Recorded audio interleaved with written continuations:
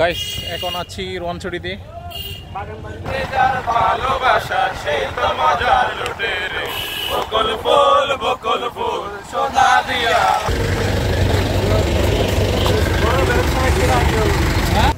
আসসালামু আলাইকুম, welcome to my channel. সবাইকে নতুন আরও একটা ব্লগে স্বাগতম। আশা করি সবাই ভালো আছেন। আমার আজকের গন্তব্য হচ্ছে বান্দরবনের রোয়ানছড়ির দেবদকুম। তো বান্দরবনের রোয়ানছড়ির দেবদকুম যাওয়ার জন্য প্রথমে আমি চট্টগ্রামের সাতকানিয়া কারানীহাট পয়েন্ট থেকে বাসে করে আমি বান্দরবন সদরের উদ্দেশ্যে রওনা দিচ্ছি। এখন যে হাইওয়েটা দেখতে পাচ্ছেন এটা হচ্ছে কারানীহাট টু বান্দরবন হাইওয়ে। তো রাস্তার দুপাশের পাহাড়ের প্রাকৃতিক সৌন্দর্য দেখতে দেখতে আমি এখন রওনা দিচ্ছি বান্দরবন শহরের দিকে। সো দেখতেই দেখুন।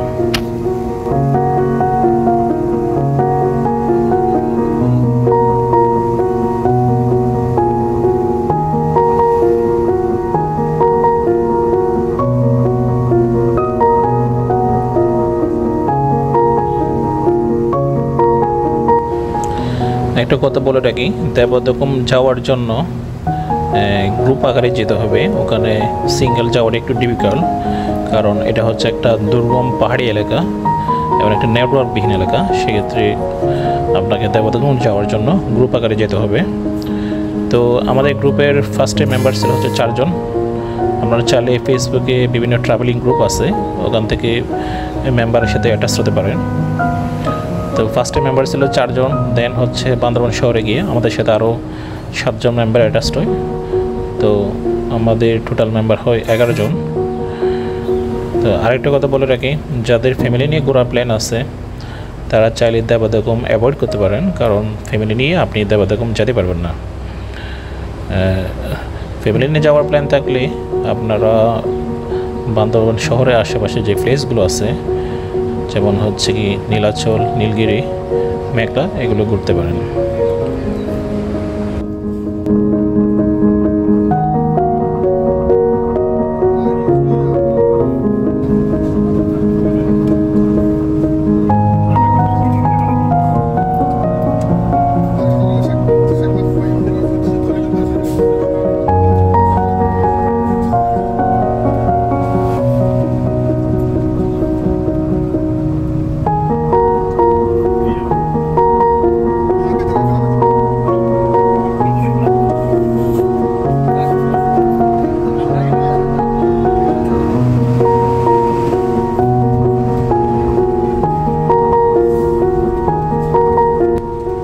দেখতে দেখতে চলে আসলাম বান্দরবন শহরে। আমি এখন বান্দরবন শহরে আছি। তো বাস থেকে নামার পরে আমাদের নাস্তা করতে হবে। এখন ঘড়ি কাটা সকাল 7টার মতো হতে পারে মেবি। তো নাস্তা করার জন্য আমরা সামনে একটু হেঁটে হোটেল হিল ভিউতে আমরা নাস্তা করার জন্য প্রবেশ করলাম।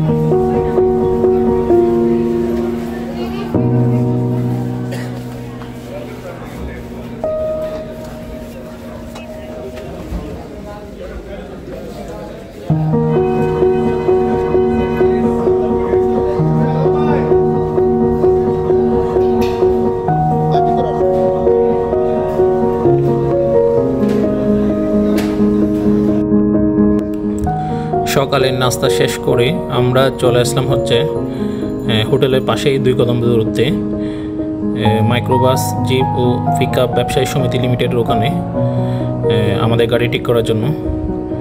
তো আমরা গাড়ি ঠিক করার জন্য ড্রাইভারদের সাথে কথা বলতেছিলাম। যেহেতু আমরা টোটাল মেম্বার ছিলাম 11 জন, সেক্ষেত্রে আমরা বড় চাঁদের গাড়ি যেগুলো আছে সেগুলো ঠিক করছিলাম, অর্থাৎ যেগুলোতে চাউনি থেকে। আর যদি আপনারা মেম্বার কম থাকেন, যদি 4-5 জন থাকেন, সেক্ষেত্রে খোলা কতগুলো জিপ আছে এগুলো নিতে পারেন। তো তবে কোলাস জিপ নিলে একটা প্রবলেম হচ্ছে, এগুলোতে ব্যালেন্স রাখা যায় না, যেহেতু পাহাড়ের উঁচু নিচু আঁকা বাঁকা পথের মধ্যে দিয়ে গাড়িগুলো যাবে, সেক্ষেত্রে আপনি নিজেকে ব্যালেন্স রাখাটা আপনার ক্ষেত্রে একটু ডিফিকাল্ট হয়ে যাবে।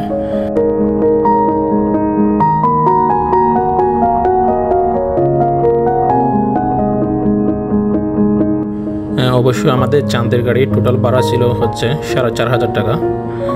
এই টাকাটা অবশ্যই মালিক সমিতি থেকে ফিক্স করা। তো এখানে আমি একটা চার্ট দেখাচ্ছি, চার্টটা দেখলে আপনারা বুঝতে পারবেন বান্দরবনের শহর থেকে বান্দরবনের দর্শনীয় স্থানগুলো যাওয়ার জন্য কী পরিমাণ ভাড়া আপনাকে গুনতে হবে।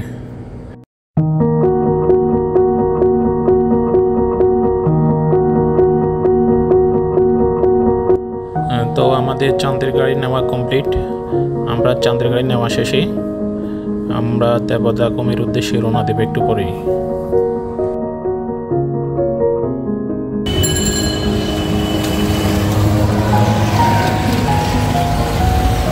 আমি এখন বান্দরবন সদরে আছি। এখান থেকে আমি যাব হচ্ছে দেবদাগম যাওয়ার জন্য যেটা করতে হবে, এখান থেকে চাঁদের গাড়ি করে আমাদের ফার্স্টে রোয়ানছড়ি যাওয়া লাগবে। রোয়ানছড়ি থেকে হচ্ছে আমাদের কচ্ছপতলি হয়ে আমাদের দেবদাগম যাওয়া লাগবে। তো এখন আমাদের চাঁদের গাড়ি আসতেছে, চাঁদের গাড়ি আসতে দেন আমরা রওনা দিব।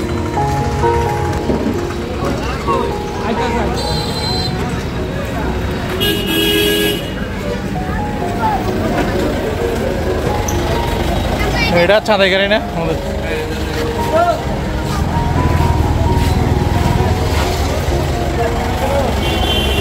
আচ্ছা ভাই, কি অবস্থা? আপনি কি সামনে বসবেন? কোথায় সামনে?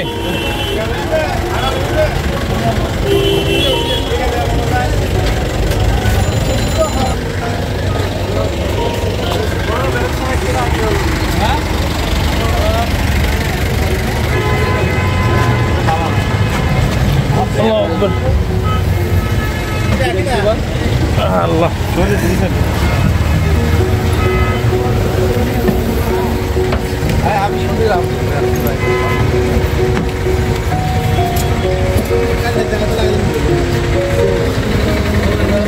বসা যাবে 5 জন, একটু বসা যাবে।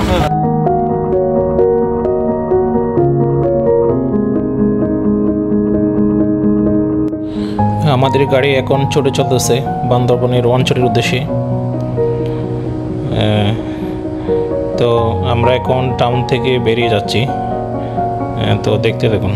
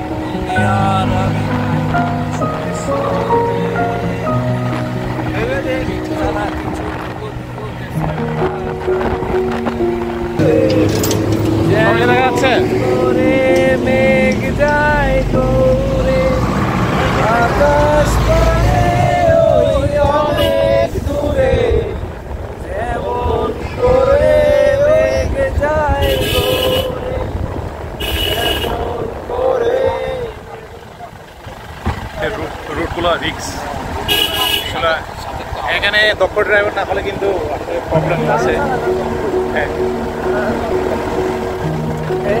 কিভাবে নিচে লাগছে। আমরা চলে যাচ্ছি পন্ডের দিকে।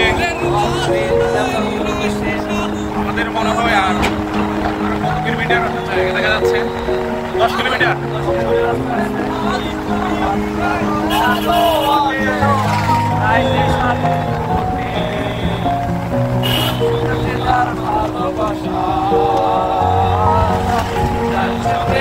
ভালোবাসা সেই তো মজার লুটে রে, বকুল ফুল সোনা দিয়া বকুল ফুল সোনা দিয়া হাত থেকে লাগাইলি।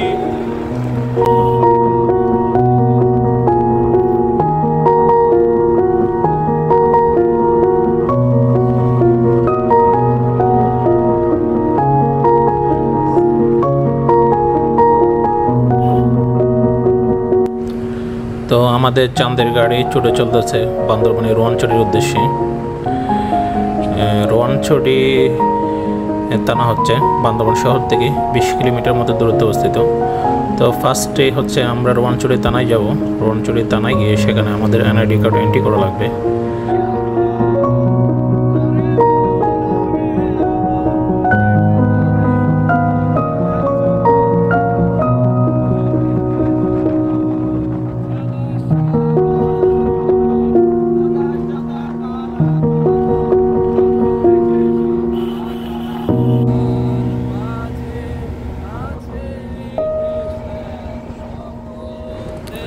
পাহাড়ি উঁচু নিচু আঁকাবাঁকা রাস্তার দুপাশের প্রাকৃতিক সৌন্দর্য দেখতে দেখতে আমরা ছুটে চলতেছি বান্দরবানের রোয়ানছড়ির উদ্দেশ্যে।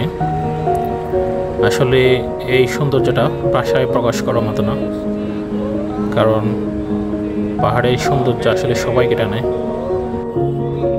আল্লাহর উপরে সৃষ্টি কতই না সুন্দর, ভাষায় প্রকাশ করার মতো না। যদি আপনার টাকা পয়সা প্লাস সময় যদি থাকে তাহলে ঘোরার জন্য বেরিয়ে পড়ুন, আল্লাহর সৃষ্টির সৌন্দর্য উপভোগ করুন।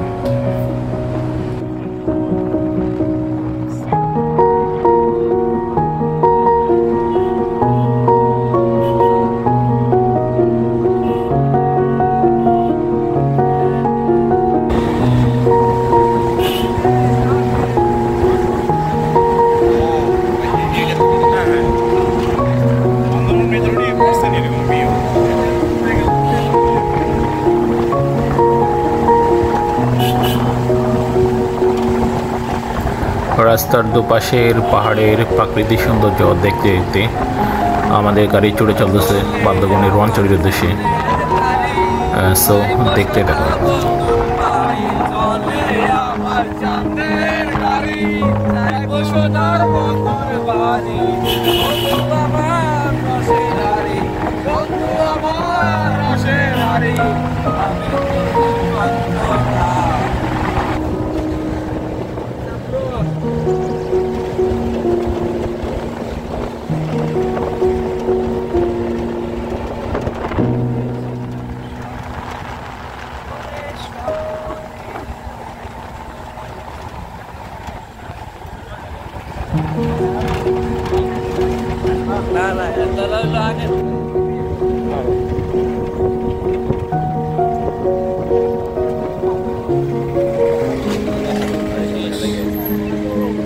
বনছড়ি পর্যটক গাইড কল্যাণ সমিতি লিমিটেড।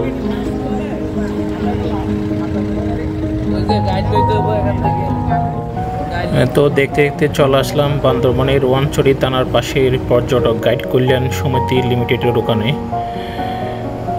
এর পাশে হচ্ছে রোয়ানছড়ি থানা। এখানে আমাদের কিছু ডকুমেন্টেশন কমপ্লিট করা লাগবে। প্রথম হচ্ছে আমাদের এখানে গাইড নেওয়া লাগবে। একটা গ্রুপের জন্য একজন গাইড হচ্ছে বাধ্যতামূলক। যেহেতু আমরা দেবদগম যাব, সেক্ষেত্রে গাইড ছাড়া দেবদগম যাওয়া যাবে না। আর এখানে একটা গ্রুপের গাইড নেওয়ার ক্ষেত্রে ভাড়া পড়বে হচ্ছে টোটাল 1000 টাকা।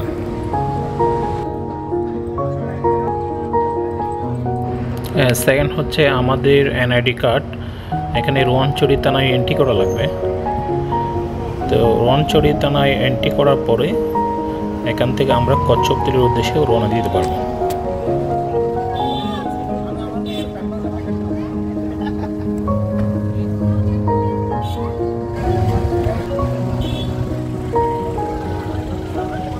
গাইস, এখন আছি রোয়ানছড়িতে। আমরা আমাদের চাঁদের গাড়ি করে রোয়াঞ্চলিতে চলে আসলাম মাত্র। এটা হচ্ছে ওই বান্দরবন সদর থেকে 20 কিলোমিটার দূরত্বে অবস্থিত। তো এখানে আমাদের এনআইডি কার্ড, আমাদের কার্ড নিয়ে তারা এন্ট্রি করবে। দেন আমরা এখান থেকে কচ্ছপতলি দিয়ে চলে যাব। So let's go.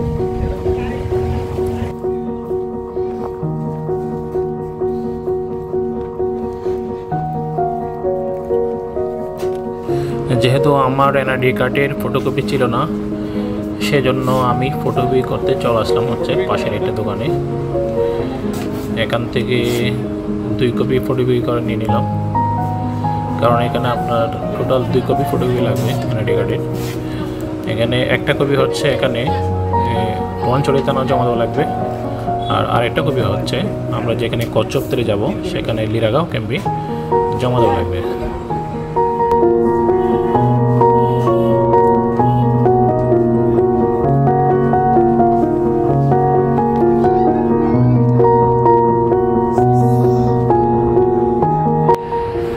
ফটোকপি করার পর আমরা হচ্ছে পর্যটক গাইড কল্যাণ সমিতি লিমিটেড থেকে আমাদের গাইড নিয়ে নিলাম।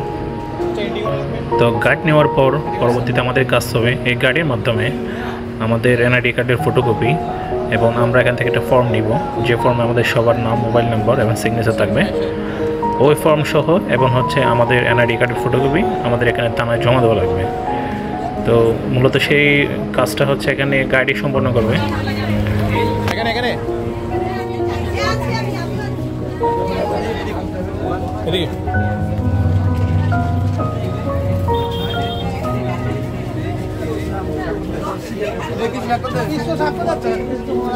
আমাদের গ্রুপ মেম্বারদের এখন সবাই নিজেদের নাম, মোবাইল নাম্বার এবং সিগনেচারের কাজগুলো কমপ্লিট করতেছিল।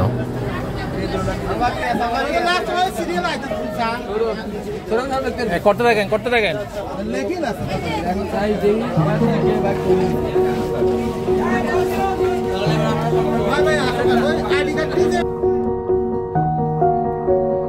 একটা কথা বলে রাখি, যদি আপনারা জুতা নিয়ে যান তাহলে সেক্ষেত্রে জুতা নিয়ে দেবাদকম যেতে পারবেন না।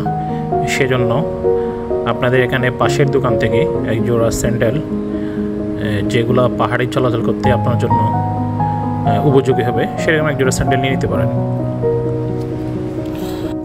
তো আমাদের রোয়াঞ্চলি থানার কাজ মোটামুটি শেষ। আমরা এখন ওই কচ্ছপতলির উদ্দেশ্যে রওনা দিব। যেহেতু ভিডিওটা একটি লেন্দি হয়ে যাচ্ছে, সেজন্য আমি কচ্ছপতলি এবং হচ্ছে কচ্ছপতলি থেকে দেবাদকম যাওয়ার ভিডিওটা পরবর্তী এপিসোড আমার পার্ট 2-তে দিয়ে দিব। সো সাথেই থাকুন।